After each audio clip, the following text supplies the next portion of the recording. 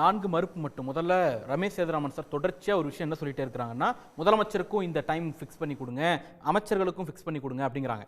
ஒரு பஞ்சாயத்து போர்டு பிரசிடென்ட்ல ஆரம்பிச்சு MLA, MP, முதலமைச்சர், அமைச்சர், பிரதமர் யாராக இருந்தாலும் அவர்கள் தங்களுடைய செயலுக்கு அது தப்பா இருந்தா 3 இடத்துல பதில் சொல்ல கடமைப்பட்டவர்கள். ஒன்று, அவர்கள் அங்கம் வகிக்கக்கூடிய அவை, அது உள்ளாட்சி பஞ்சாயத்து சபையா இருக்கலாம், சட்டமன்றமா இருக்கலாம், நாடாளுமன்றமா இருக்கலாம். இவங்க ஒரு தப்பு பண்றாங்க, தேவையில்லாம ஒரு பில்ல ரொம்ப நேரம் வச்சிருக்காங்க, ஒரு நடவடிக்கை எடுக்காம இருக்காங்கன்னா சட்டமன்றத்திலும் நாடாளுமன்றத்திலும் இவங்களை கூப்பிட்டு நீங்க கேள்வி கேட்கலாம். ஒண்ணு இல்ல அப்படின்னா மக்கள் மன்றத்தில் இவங்க 5 ஆண்டுகளுக்கு ஒரு முறை தேர்தலை சந்திக்கணும், மக்களை சந்திக்கணும், மக்கள் கேள்வி கேட்பாங்க, பதில் சொல்லணும். இது 2. இல்லையா நீதிமன்றத்தில் நீங்க வழக்கு போடலாம். ஆனால் கவர்னர் என்கிற பொறுப்புக்கு இந்த 3 இடத்துலயும் பதில் சொல்லவே கடமைப்படாதவராக இருக்கிறார். சட்டமன்றத்துக்கு, மக்கள் மன்றத்துக்கு, நீதிமன்றத்துக்கு. அதனாலதான் கோடு வரையறுங்க அப்படின்னு சொல்றோம். இது ஒண்ணு.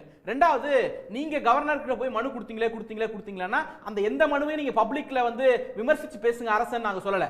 அவர் அரசுடைய நிர்வாகத்துல தலையிட்டு ஆய்வுக்கு போகும்போது எதிர்த்து போராட்டம், கருப்பு கொடியோட போராட்டத்தில் இறங்கின கட்சி திமுக. நாங்க சொன்னது சட்டப்படி நடவடிக்கை எடுக்குங்க அப்படிங்கிறதுக்கும் பப்ளிக்ல விமர்சிக்கிறதுக்கு வித்தியாசம். கடைசியா ஒரே ஒரு விஷயத்தோட முடிக்கிறேன். இவங்க என்ன சொல்றாங்க, ஃபேக்ட் செக் பண்ணுங்க அப்படின்னாரு. ஆளுநர் எப்போது தமிழ்நாடு பாதுகாப்பாக உள்ளதுன்னு சொன்னார்? அண்ணா பல்கலைக்கழக விவகாரத்துக்கு முன்பா பின்பானா? பின்புதான் சொன்னார். தேதி ஜனவரி 22. வடகிழக்கு மாநில பெண்கள் இங்க படிக்க வரும்போது பாதுகாப்பாக உணர்கிறார்கள் அப்படின்னு சொன்னார். ஃபேக்ட் செக் பண்ணிட்டேன். ஒரே ஒரு செய்தியோட முடிக்கிறேன்.